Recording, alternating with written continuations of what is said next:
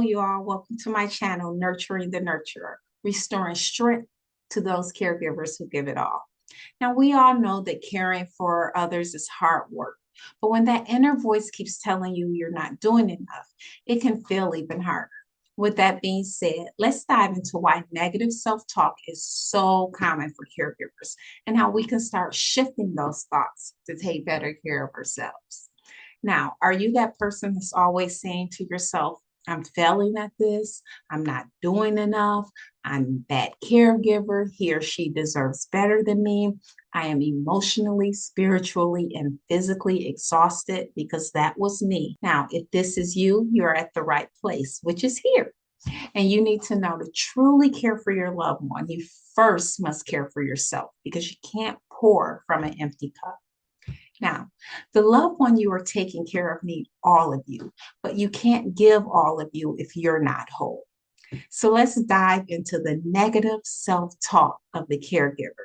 And if you believe that this content will be beneficial to you, like, comment, subscribe for more. And also stick around until the end for a simple tip to help set up your day for success. And I would love to hear your comments on how you feel or what's going on in your life regarding caring for your loved one. Hello, my name is Yolanda, and I was a hospice nurse for approximately 13 years. I help people with terminal illnesses live their best quality of life until they transition.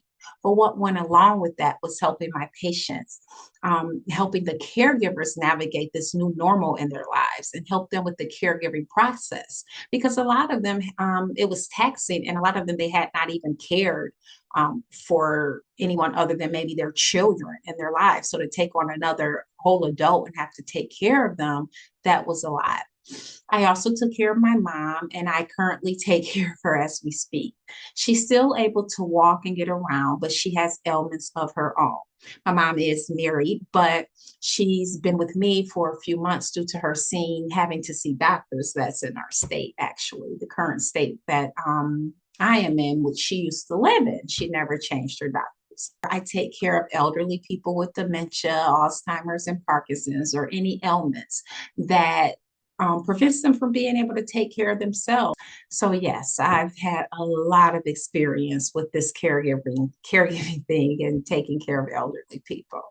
So let's go on a journey. Take that journey with me. So it was 11 p.m., right? At night. I was finally able to get some rest because I just had been up all day, moving around, doing stuff, making food, doing this, doing that, doing everything. Well, anyway, it was 11 p.m.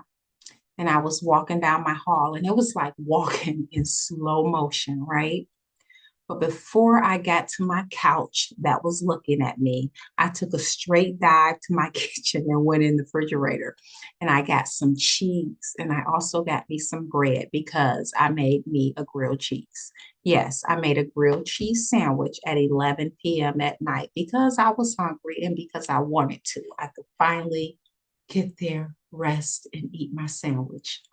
So as I was walking, once I finished cooking and had my sandwich, I walked into my living room where I sat, and that cushion felt so good under my butt. It's like my butt kind of just glide. You know how you just glide into something and you just relax. That's exactly how it felt. I turned it on my recording of The Young and the Restless. Yes, I still do watch The Young and the Restless. I have to see what's going on with Victor Newman. Okay. Well, anyway, all I know is about 11:45, I was like, okay, I think I'm just gonna call it a night and go to bed. Well, around 12 a.m., I heard, excuse me, I heard a doorknob open. I'm like, okay, yes, someone had came out of their room and they're walking the hall, and I'm like, okay. As soon as I was about to shut my eyes, someone came out their room and started walking. Well, long story short, of course, I got up and I helped her to the restroom.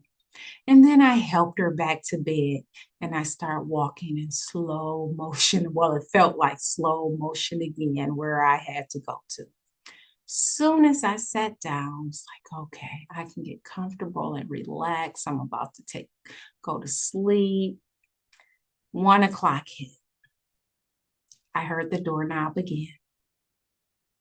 The door opened again, came out, and had to use the restroom again. So of course I helped.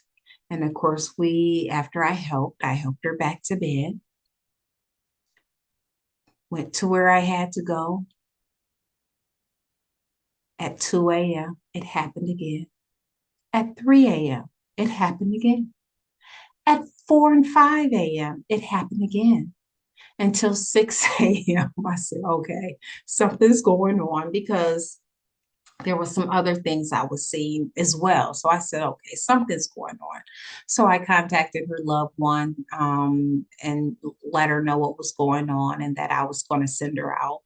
Now, caregivers or anybody medical, we kind of know that with elderly people and with dementia, if the dementia seems a little more or worse than usual, because us as caregivers, when you've been caring for people for a while, you can tell if it's the normal confusion versus, okay, wait a minute, they're usually confused, but this is kind of over the top. But anyway, with the confusion and the constant urination, of course, we would say, oh, elderly, more than likely it's a urinary tract infection. You could just call the doctor in the morning, but it was, and maybe they could get something and come out here, get a urine sample, check it, and get something for a urinary tract infection, antibiotic, instead of sending the person to the hospital. But I was just seeing a few more things that just wasn't adding up that night. And I'm like, okay, yes, it could be a urinary tract infection, but I don't want to take a chance just in case it's something else.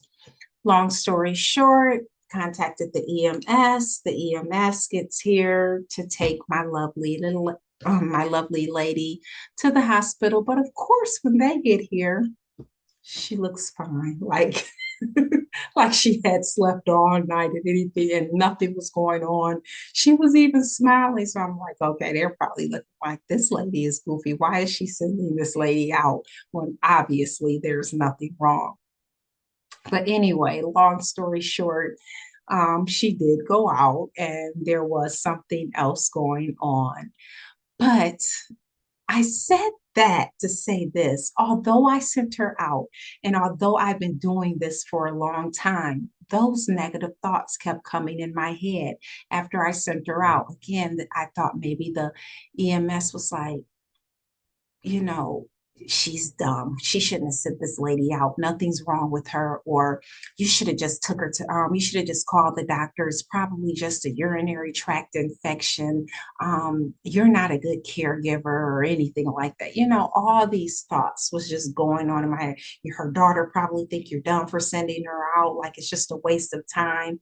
But everything was going on through, in my head after the EMS had taken her. And while I was thinking, I'm like, okay, Yolanda, you're her advocate. You would now you know that you love her as if she was your own mother, if she was your own loved one. So you did the right thing. You know, you wouldn't do anything to hurt her. What if there is something else going on? You've done this hundreds of times and something really was going on. You're doing the best with what you know how to do. Why couldn't I have those thoughts? No, all my thoughts were negative thoughts and what I did wrong and what I shouldn't have done. And so I know for a shadow of a doubt, as a caregiver, you probably have those thoughts too. And then, of course, when we think it, what happens? Those thoughts become our words. I'm dumb. I shouldn't do this. I shouldn't do that. I'm stupid. I'm the worst caregiver ever. When that's not the case, always remember that when you know that you love your loved one and you know that you would not do anything to hurt him or her. And even if it's your mom or dad or that loved one that could have mistreated you when you were a kid, and then all of a sudden as an adult you have taken on this responsibility of having to care for them. You know in your heart, I'm truly a good person. I still wouldn't, no matter how my mom or dad or whomever, cousin or whoever I've taken care of treated me, I would never treat them in a horrible way. I will still do right by them and still do the best that I know how to do with what I have. And that's how we need to look at it. You're not a bad person. You're doing the best with what you know how to do. So now let's dive into negative self-talk. And what is negative self-talk? Excuse me. So, negative self-talk is that inner dialogue we have with ourselves that can be very critical and unkind, and is actually our own worst enemies. We as caregivers feel bad because the expectations that we place on ourselves are high, when in actuality, you are doing a wonderful job and you're doing the best you know how to do with what you have. And the help you have, if you are fortunate enough to have help, the reason I say this is because there are some caregivers who don't have any help and they're doing this alone. Now, the impact that negative self-talk can do to you, it can be a mental and emotional toll on you. When we're always criticizing ourselves, it chips away at our confidence. It makes us feel like failures when in reality, you're not a failure. You're not. You're taking care of your loved one, right? And when you constantly have that negative self-talk, it can contribute to added stress. It can contribute to exhaustion. It can contribute to burnout. And then it can also lead you to depression.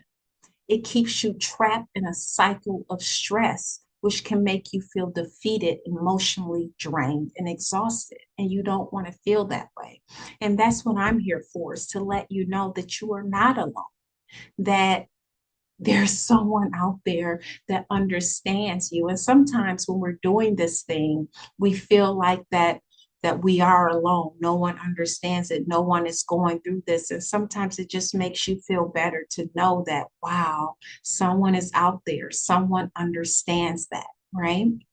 So, like I told you, I've been there. And that's why my goal is to help other caregivers get some type of mental peace. I remember having days of crying, even as going as far as to questioning God, asking him, why couldn't I have other gifts like singing or playing an instrument or something? Because it's just too much taking care of people. And why I say another gift, because caregiving is actually a gift. It's in the Word of God, and caregiving is a gift.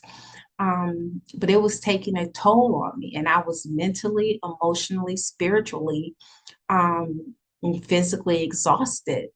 And the person I am, when I become spiritually exhausted, that's a sign for me that I need to step back and reevaluate some things in my life, because I never want to do anything that's going to be come in between my spiritual relationship with God.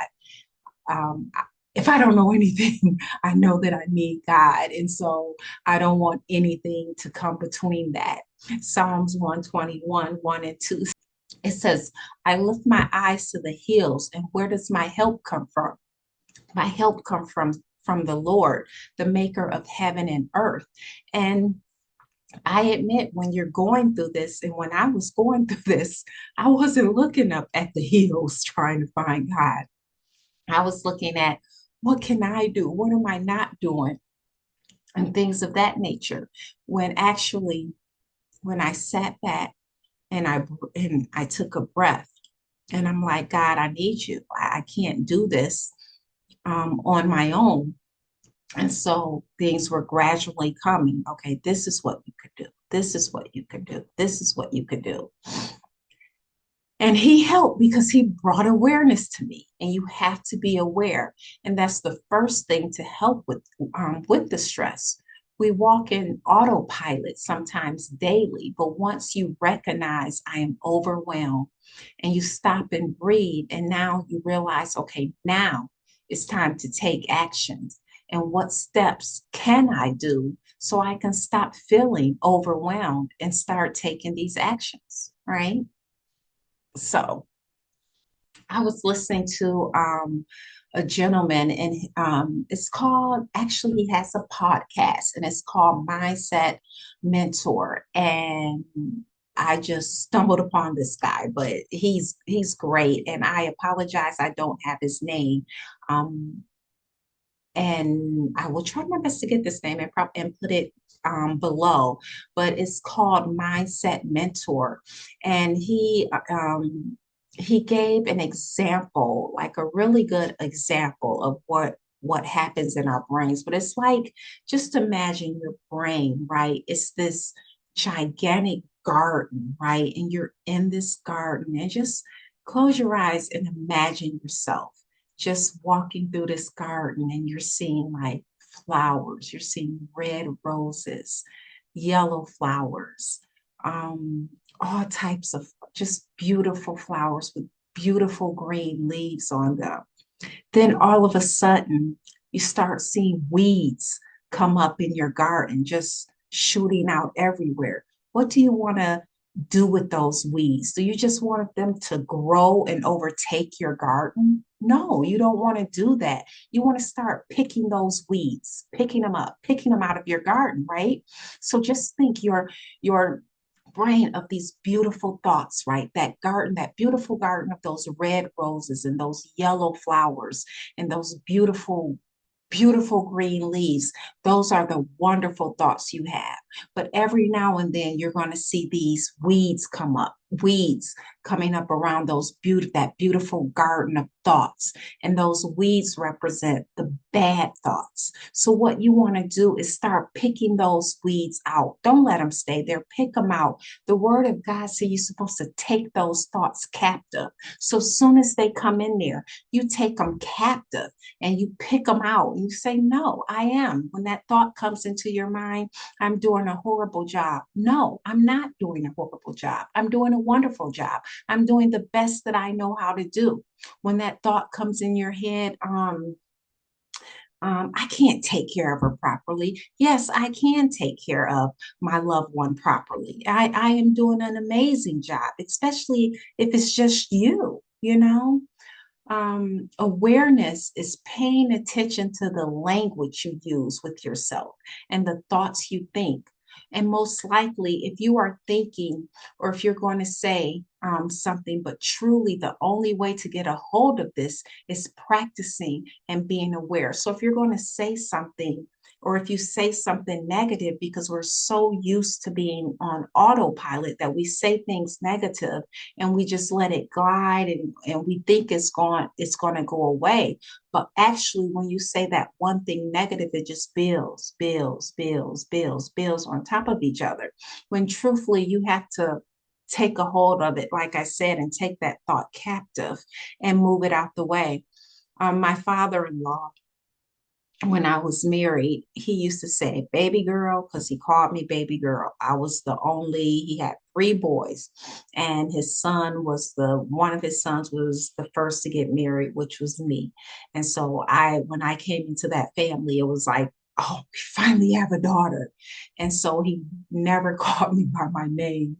He always called me baby girl. So he said, baby girl, he said, a bird will always fly over your head, but don't let the bird make a nest there.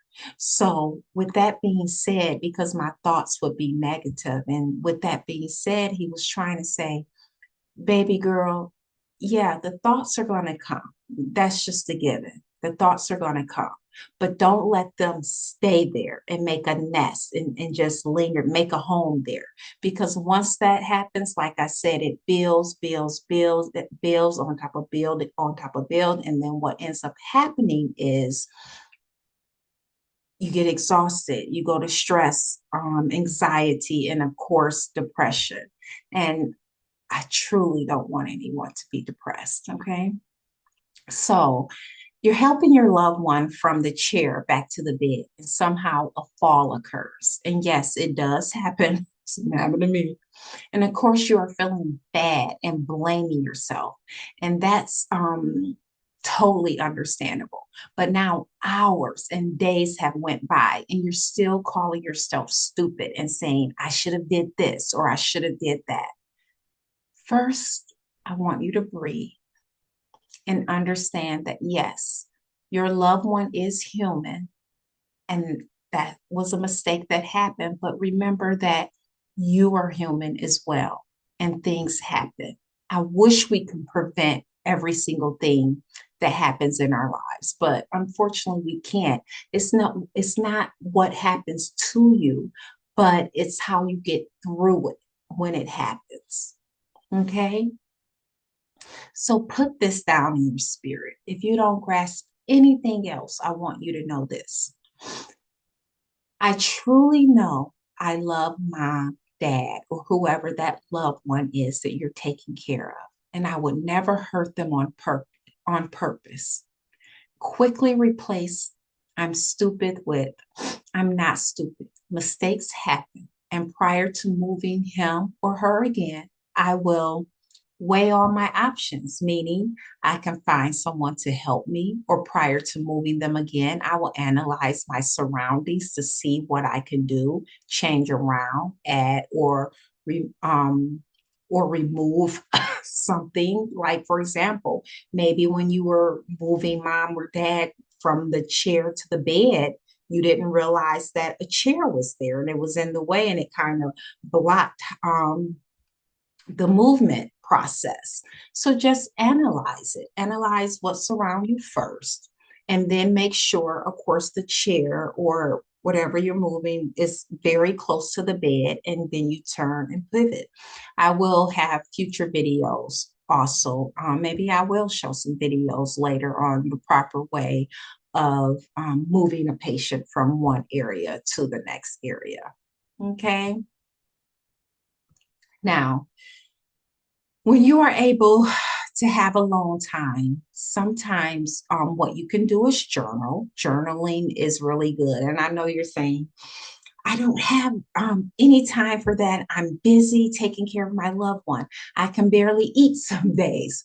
I don't need to sound harsh, but you better take care of you, or soon someone will be taking care of both of you. Because when you're mentally gone, that's a whole new ball game.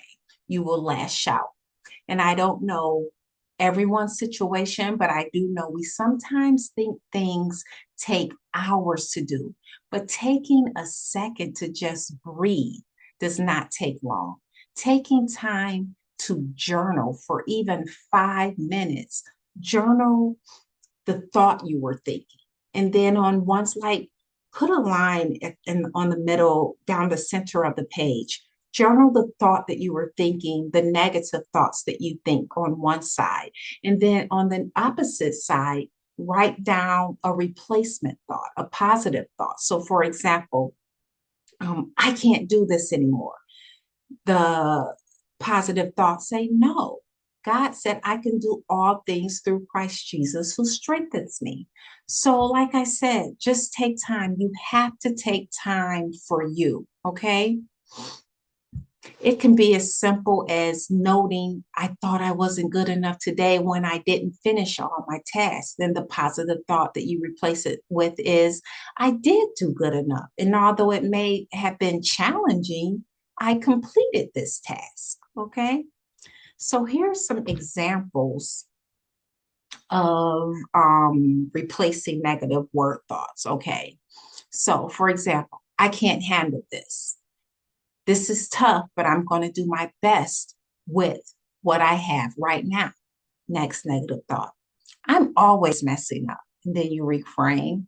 I'm learning as I go. And it's okay to make mistakes. When you get a chance, what I would like for you to do is like what I told you earlier, is to write down a negative thought and then write down that replacement thought on what you can, the positive thought behind that negative thought. Also, give yourself compassion. Now, if you have, how can I put this? You have a best friend, right? And your best friend was taking care of his or her mom, right? And your best friend came to you and said, I am a horrible caregiver to my mom. I can't do anything right.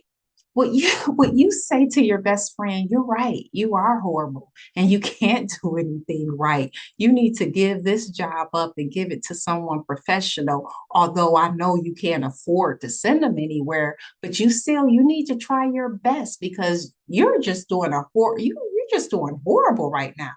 No, I don't think you would tell your best friend that, right? You would probably say you're doing the best you can with what you were given. You love your mom and she knows how much you love her, and and you're doing the best you can and you are great. So if you would accept something like that from your best friend, if you were to say those negative words to your best friend and your best friend came back to you with that, if you were to say something like that to your best friend, you should be your best friend. So say those same words back to you. Who's going to love you more than you? Except God, of course. So have your daily affirmations. I have a board where I just have a whole bunch of daily of affirmations that I say daily. And get a whiteboard or something that you can hang up where you can see as soon as you get up. As soon as you get up in the morning, no matter what happens, you can say to yourself, you know what? Something's good is going to happen to me and through me. I got that from Joyce Myers. Something good is going to happen to me and through me today. I am going to take care of my loved one to the best of my abilities today. And whatever challenges I face today, I will face them with a clear conscience. I will face them and I will handle them with dignity and respect and love. And I will be a giver of love today. I am enough. I am doing my best. And it's okay to ask for help. If you have people that you feel that you can go to, you don't have to do it all. Ask for help. One thing I found as being not only a caregiver, but when I used to do hospice nursing, one thing that I notice is that it's always like, just say if I have my person, right, my patient, and they were dying or whatever from their terminal illness, and you have that one love, they have children. You'll have that one that will always want to take on the brunt of everything. And then you will have the other siblings like, no, this is not all cases, but this is some cases. You have that sibling that says, no, I want to help. What can I do? But then you'll have that main child that's like, no, I can do it because in their minds, can't no one do it better than what they can do. You have to have help. If someone can do it, yes, they may can't do it exactly how you can do it, but the point is they can do it. And so let them help. You have to take care of your mind. We have to take care of our mind, body, soul, spirit. We have to take care of it all.